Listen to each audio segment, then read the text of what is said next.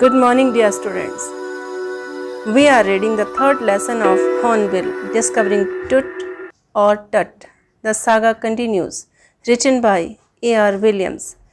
In the previous part, we read that at 6 p.m. on 5th Jan 2005, the world's most famous mummy was taken for a CT scan. The weather had been overcast all day, and the night sky was veiled by dark ballet clouds. The CT scan was being done to probe the lingering medical mysteries about the young King Tut who died more than 3,300 years ago. King Tut's tomb lies 26 feet underground in the ancient Egyptian cemetery known as the Valley of the Kings.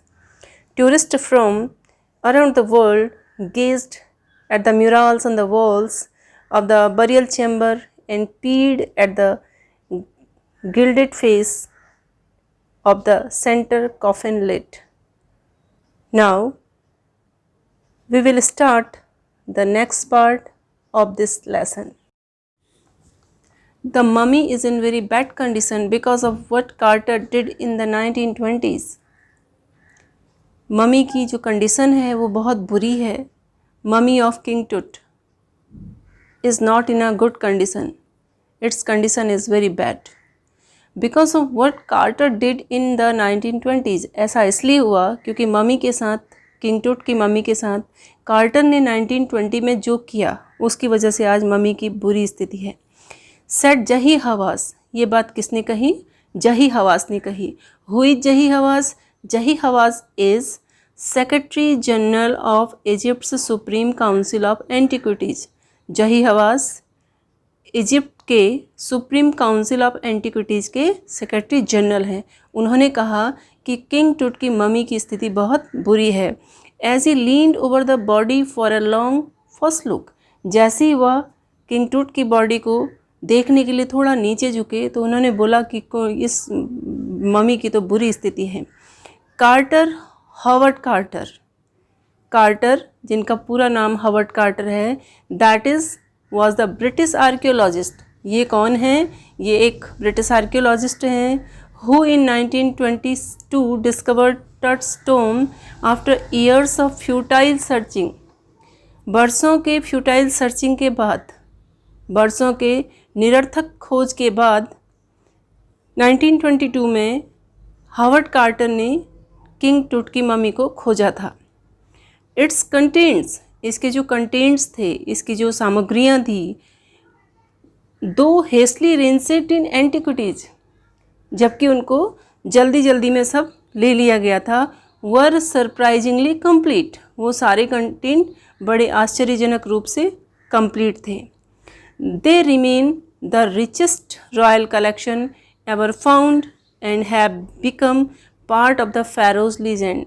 और ये जो content थे, ये जो antiquities थी, जितना सामान वहाँ से मिला था, ये रिचेस्ट रॉयल कलेक्शन का एक पार्ट बन गए हैं.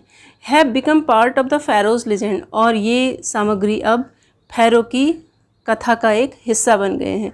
जब भी फेरो की कथा सुनाई जाती है तो ये रिचेस्ट, ये कंटेंट जो आज मिला था, ये सब उसमें इंक्लूड कर दिया जाता है. Stunning artifacts in gold. King Tut की ममी के साथ जो मिला था उसमें stunning artifact in gold, gold में एक आश्चर्यजनक शिल्प का काम था. पूरा जो शिल्पकारी की गई थी वो गोल्ड में की गई थी. देयर इटर्नल ब्रिलियंस, और उनकी their eternal brilliance, their permanent brightness, इनका जो एक कभी ख़त्म न होने वाली जो चमक थी, मीन्ट, उस चमक का मतलब होता था टू गारंटी रिसरेक्शन. इनकी जो इटर्नल ब्रिलियंस थी, स्टनिंग आर्टिफैक्ट इन गोल्ड की इटर्नल ब्रिलियंस, इस बात का सबूत था कि रीबर्थ, रिसरेक्शन होता है. ये रीबर्थ की, पुनर्जन्म की गारंटी देता था. इसका मतलब था कि रिसरेक्शन और जो रीबर्थ होता है, रीबर्थ का कॉन्सेप्ट बिल्कुल सही है. Caused a sensation at the time of the discovery, और यह किंग टुट की ममी के डिस्कवरी के टाइम की एक सेंसेशन बन गया था, सनसनीखेज खबर बन गया था. And still get the most attention, और आज भी इसको सबसे ज़्यादा अटेंशन मिलता है। बट टूट was also buried with everyday things. टूट को एवरीडे थिंग्स के साथ भी बरीड किया गया था।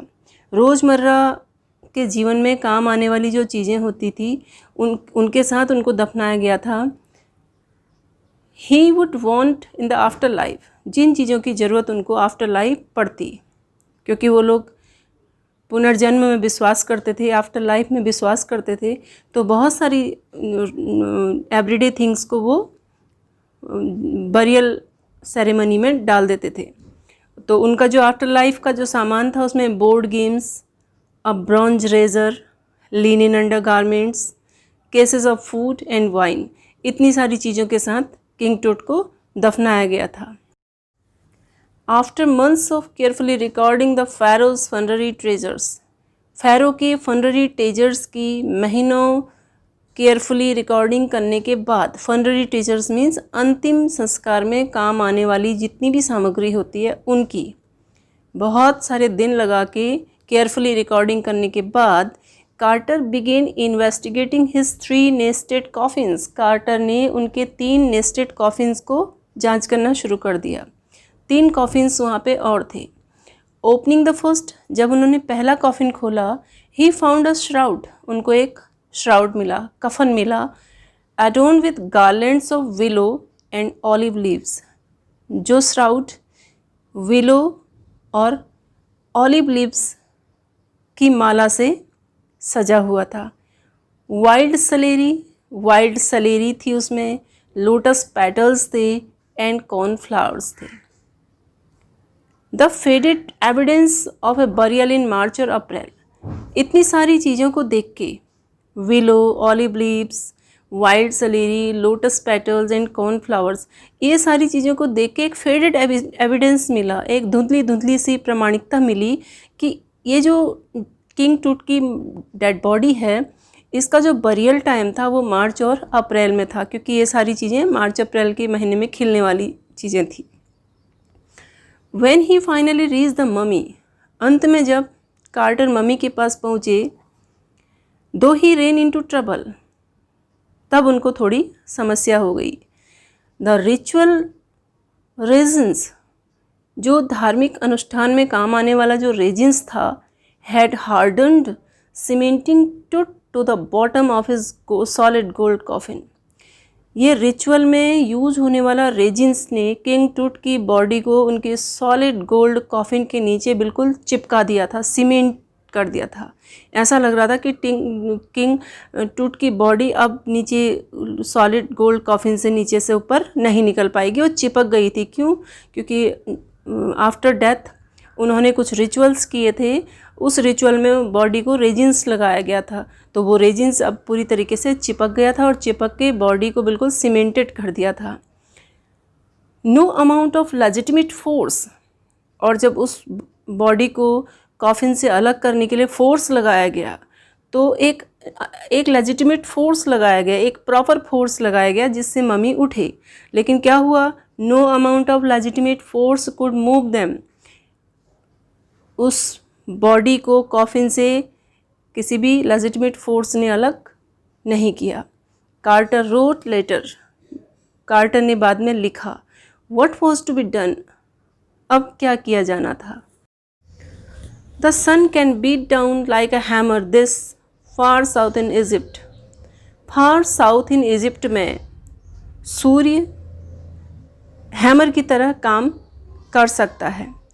कार्टर को इसके अलावा और दूसरी बात समझ में नहीं आई, क्योंकि एक लेजिटिमेट फोर्स जब किंग टूट की बॉडी को कॉफिन से अलग नहीं कर पाया, तो उनको लगा कि अब सूर्य की गर्मी से कुछ किया जा सकता है।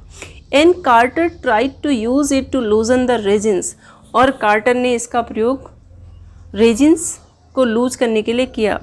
किंग टूट की बॉडी में जो धार्मिक अनुष्ठान में रेजिन्स लगाया गया था, उसको अलग करने के लिए कार्टर ने ये काम किया। फॉर सेवरल आवर्स, कई घंटों तक, he set the mummy outside in blazing sunshine, उन्होंने चमचमाती धूप में ममी को बाहर रख दिया। That heated it to 149 degrees Fahrenheit, और इस ब्लेजिंग सनशाइन ने मम्मी को 149 डिग्री फ़ारेनहाइट तक गर्म कर दिया। नथिंग बर्स्ट, लेकिन इसके बाद भी नथिंग हैपन्ड, नथिंग मूव्ड, कुछ हिला तक नहीं। He reported with scientific detachment that, उन्होंने एक साइंटिफिक डिटेचमेंट के साथ ये रिपोर्ट किया कि the consolidated material had to be chiselled away from beneath the limbs and trunk, कि ये जो कंसोलिडेटेड मटेरियल है, ये जो यूनाइट मटेरियल है, इसको ट्रंक से और लिम्स से नीचे से अलग करने के लिए इसको छेनी की मदद से छीला जाना चाहिए। Before it was possible to raise the king's remains, और इसी के बाद किंग टूट के जो रिमेन्स हैं, किंग टूट की जो बॉडी है, उसको सॉलिड गोल्ड कॉफिन से उठा पाना संभव था। In his defence Carter really had little choice, अपने बचाव में कार्टर के पास वास्तव में बहुत कम चॉइस थे। If he hadn't cut the mummy free, यदि वह ममी को काट के फ्री नहीं करते, thieves most certainly would have circumvented the guards, तो इस बात की पूरी संभावना थी कि चोर लुटेरे गार्ड्स को धोखा देते, and ripped it apart to remove the gold, और यहाँ से इसको ममी को दूर ले जाते ताकि वो इसमें से सोना निकाल सकते।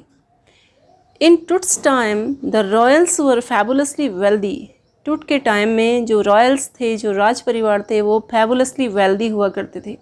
एंड दे थॉट, और वो सोचते थे और होप्ड, उनको इस बात की पूरी उम्मीद थी, they could take their riches with them, कि वो अपने साथ अपनी संपत्ति को भी ले जा सकते थे। For his journey to the great beyond, मृत्यु के बाद पुनर्जन्म की अपनी अगले जीवन की यात्रा के लिए king Tut was lavished with glittering goods, king Tut को भी चमचमाती गुड्स के साथ, चमचमाती सामग्री के साथ लैविश्ड बना के भेजा गया। पूरी तरीके से उनको संपन्नता के साथ दफनाया गया।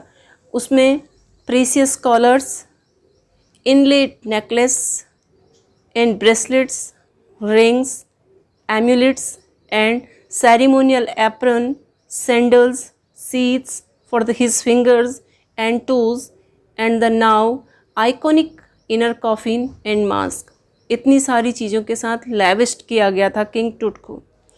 ऑल ऑफ प्योर गोल्ड, ये सारी चीज़ें प्योर गोल्ड की थी। टू सेपरेट टूट फ्रॉम हिज एडोनमेंट्स, किंग टूट को इनकी जितनी एडोनमेंट्स थे, जितनी ऑर्नामेंट्स से सजाया गया था, जितनी चीज़ों के नाम अभी मैंने लिए, ये सारी चीज़ें गोल्ड की बनी थी और ये सारी चीज़ें टूट को पहनाई गई थी। और इन सारे एडोनमेंट्स को टूट के शरीर से अलग करने के लिए Carter's men removed the mummy's head, Carter के आदमियों ने ममी का हेड रिमूव कर दिया।